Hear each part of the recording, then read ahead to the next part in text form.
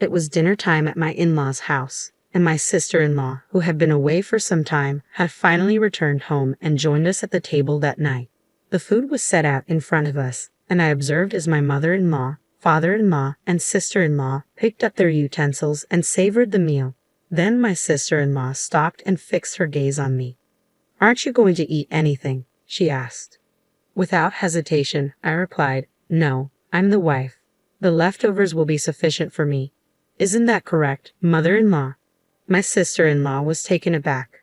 Her mother seemed more concerned with the food than with what I was saying. Over time, my sister-in-law had come to view her mother with resentment. "Let me introduce myself. My name is Kate. I'm a stay-at-home mom who juggles a part-time job, managing the house and raising my child. My husband is frequently away on business trips, leaving me to handle things alone. Of course, I can't complain. We're in love, and he earns enough money to keep the house in good condition. My main concern, however, has always been my mother-in-law, who lives within walking distance. She often calls me over for trivial matters. 'The laundry's piled up, so come and wash it for me,' she'd say. Or, 'In the garden, grass has sprouted. In front of the station, there's a new cake shop.' She constantly requests that I run errands for her. It's only natural to need help at times. I could forgive her if she did these things once in a while, but it has become multiple times a day. Honestly, it's been nothing more than a nuisance.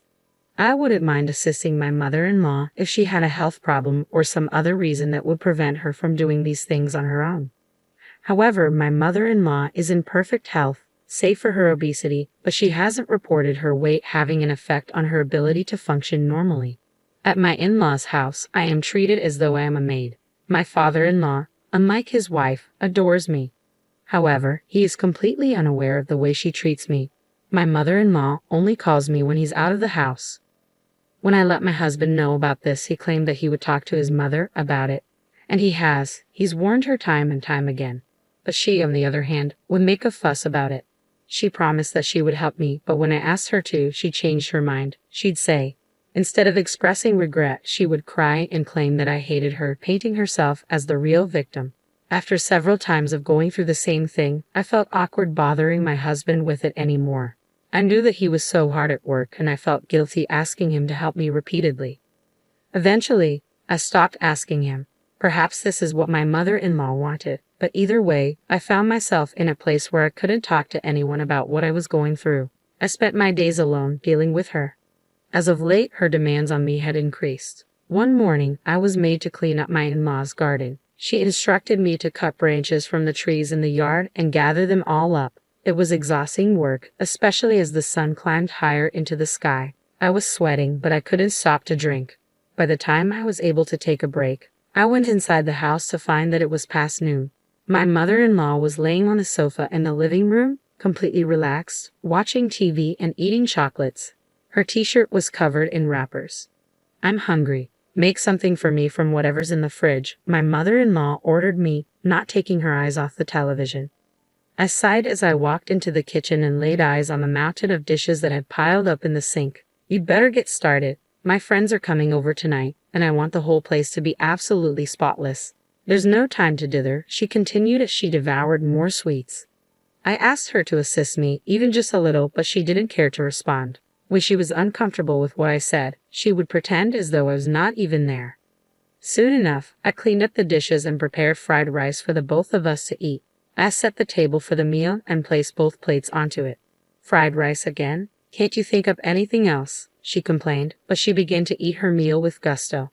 I, too, was starving, but I was hoping that my husband had messaged me, so I checked my phone before eating. By the time I had put my phone back down, I was shocked to discover that the plate I had placed in front of me had vanished. My mother-in-law was devouring my meal. She had already finished her own. "That is my food, ma'am," I said aloud. By this point, however, my mother-in-law had already consumed more than half of it. "I'm still hungry. It's your fault that you only cooked a small amount of food. You're just the wife, after all. You'd think that you'd make more, considering you know the wife eats after the rest of the family's finished. But no, you don't even comprehend that," my mother-in-law retorted, quickly devouring the remaining fried rice without waiting for me to respond. There was nothing left. No rice, no vegetables, no meat, nothing at all. "Now start cleaning up," my mother-in-law said. "My friends will be here soon." With that, she got up and marched back to the sofa, opening a bag of chips with a loud tear, spilling pale yellow crumbs onto the rug beneath her. I vacuumed the floor silently, imagining the vacuum cleaner as my mother-in-law, sucking up every bit of food and every last ounce of my dignity into a cyclone until nothing was left behind. I tried my best to leave my hunger with water as I cleaned up, as I had been asked, but the thought was clear in my mind. I swore to myself that I would never help my mother-in-law again, no matter how much she would beg and plead. If she wanted a maid whom she could command not to eat, she could try and pay for one. As for me, I couldn't do it any longer. I would not return to help her. Or so I thought. Things changed dramatically soon after that day. My father-in-law had passed out of work, and in order for him to recover, he needed nursing care. Unlike his wife, my father-in-law had always been a thoughtful and caring man. I'd assumed that you were going to provide us with a grandson. I was foolish to think that you would give us an heir. Absolutely foolish. When I was pregnant with my first child, my mother-in-law would say these things to me, but my father-in-law would chastise her. He silenced her when she complained about our living situation while we were building our own home. He was always concerned about how I was doing and always offered his skills and advice to us when we needed it. When I learned that my father-in-law had fallen ill, I knew I had to act. I put on my coat, determined to offer the same care in return. But the phone rang. It was my mother-in-law. "You wicked wife, when were you going to show up and help me care for my husband? Don't you care at all? How ungrateful." I tried to tell her that I was on my way there, that I was going to go even if she hadn't asked me. I could hear her starting to continue her yelling, but I hung up the phone. I was already worried enough about what my future would look like. If taking care of my father-in-law meant bearing this burden a bit longer, I would do it, I thought. I went to my in-law's house to assist with his care. As expected, my mother-in-law didn't seem to take his care very seriously. After his flare-up at work, my father-in-law had become partially paralyzed on his right side. He maintained some of his autonomy and could use the bathroom on his own, but he required assistance with meals and bathing. Since this meant he needed care throughout the day, I would drop my child off at daycare and go straight to my in-law's house. I made breakfast for my father-in-law, washed sheets and bedclothes as needed, and so on. Then I tidied the house and prepared lunch. It was difficult work, but knowing that it was for my father-in-law made it much easier. Even still, my mother-in-law would not resist. She insisted on criticizing everything that I was doing. She would make a fuss into my ear while I was preparing food for my father-in-law. "This is something for sick people to eat. Can't you bother making something more regular? This food isn't for you. I'm making it for Dad," I told her. "You're in good health, and you can make your own food. As I said previously, I'm only here for my father-in-law's benefit, and beyond that, I'm here because you will not take care of him. I believe that you're able to take care of yourself at the very least." How rude. Do I need to remind you that I have the right to leave this house whenever I want? I don't care what happens to him. That will all be your problem if I leave. Make me dinner. Her words bore into me, and mine swelled in my chest, but she was right. I couldn't risk forcing her to leave. Every care facility in the area was completely full, even the wait lists were long. As things work, I couldn't be the sole carer for my father-in-law full-time either. Despite my resentment and desire to rebel against this woman, I had no choice but to submit and make food for her. She devoured it instantly. "Oh, I'm so full," she exclaimed. "Here are your leftovers to eat." My mother-in-law slowly laid down on the low sofa, leaving me to eat. My gaze moved to the pan inside, which held only a few pieces of cabbage and a handful of noodles. Not enough to feed an adult, not enough to feed a child. It was pitiful. But I didn't want to waste the food, so I ate it on a small plate, as though it would make the food appear larger. Of course, it was completely insufficient. I ended up eating a sandwich I had brought from home before I finished folding the laundry and made my way to my father-in-law. I noticed that his face was red, eyes wet with heavy tears. "I'm so sorry," my father-in-law said. He must have overheard what happened in the kitchen. I asked him to be sure, my poor father-in-law. He nodded his head yes, and the shame in his expression was too much to bear. "It's because I've become so ill," he said. "That's why she's treating you so poorly." No, I softly assured him. "Please, you've been very good to me, treated me as though I were your own. I could never see you as a burden now, and you're not to blame for any of this." He nodded again in response, thanking me. I felt sorry for him when I saw him like that. That very night, I received a phone call from my husband's sister. I'd only met her a few times before. My sister-in-law lives with her husband in another state, and she and my mother-in-law don't get along well, so she doesn't visit very often. I'm sorry, Kate, for all the trouble. I should go home to my parents' house right away so that I can be the one taking care of my father, she explained. It had appeared that she had heard about my father-in-law's condition, and that she called me once she discovered I was the one taking care of him. On the other end of the phone, she apologized profusely. I told her that I was merely doing what her father would have done for me and that I hoped she didn't mind. However, my sister-in-law seemed concerned with something else. My mother, she began. You've had quite a rough time there today, haven't you, Kate? My sister-in-law, like my father-in-law, is wise. She likely knows that my relationship with my mother-in-law has been strained since I've been spending more time taking care of him. I really do appreciate her concern, though it makes me wonder. My father-in-law, my sister-in-law, and my husband, they're all such kind people. Why is my mother-in-law so cruel? I couldn't help but become curious. Yes, I'm fine for the time being, though. I let the conversation drift, but my sister-in-law seemed to sense the pain in my voice. After a few moments of silence, she said, I'll be returning home at the end of the year. I'll let my parents know so you don't have to worry about it any longer, Kate. To be honest, I was exhausted. Housework, childcare, part-time work, and caring for my father-in-law every day.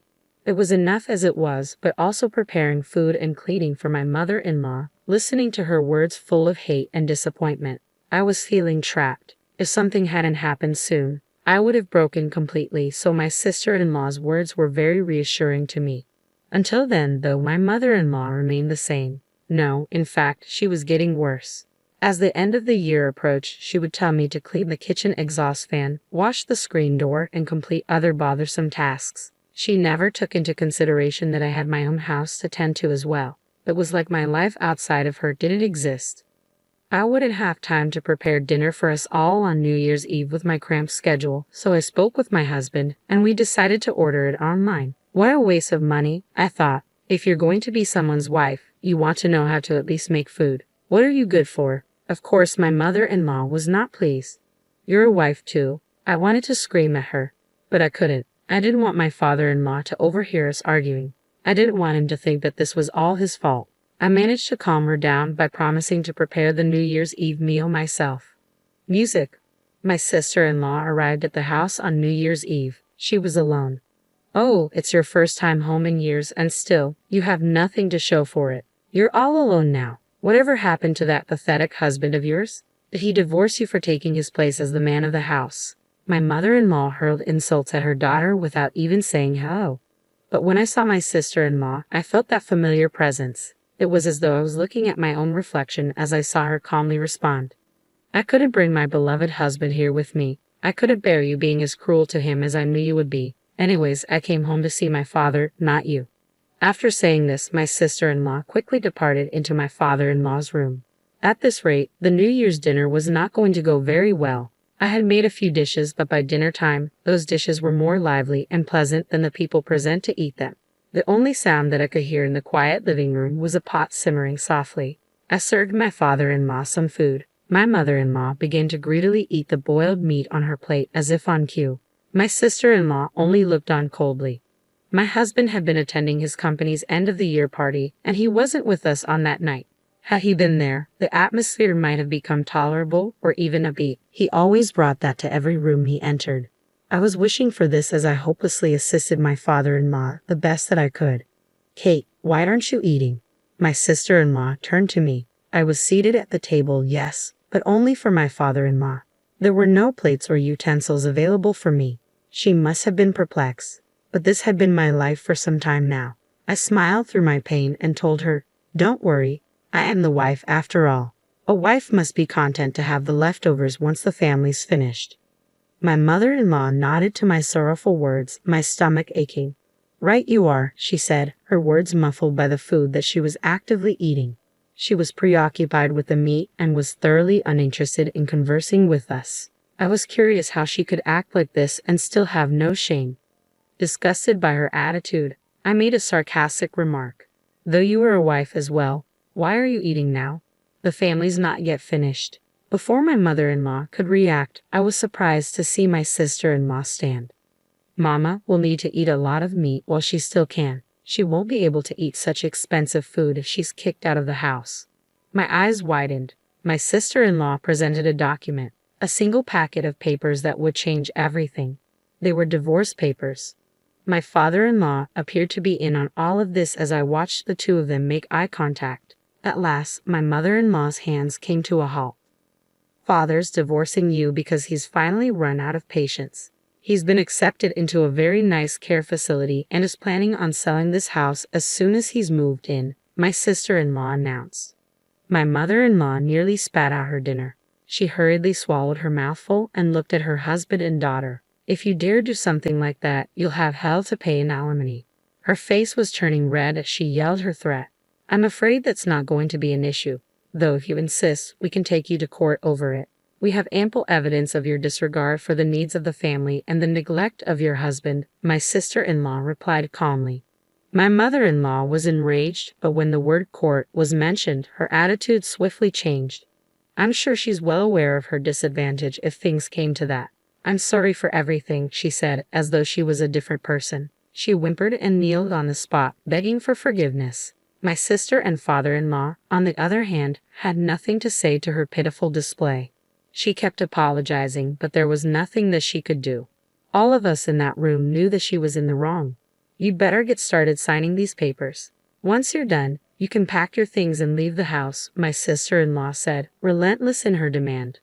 The years of abuse had welled up within her, and she would not back down on her demands. My mother-in-law would be packed and gone, leaving her alone in the freezing New Year's weather. It seemed that my mother-in-law was also abusing my father-in-law on a daily basis. She betrayed him, telling him that he was worthless and that she wished he would have just passed away instead of becoming such a burden. My father-in-law was very smart. He kept track of her daily outbursts and organized them with the help of my sister-in-law.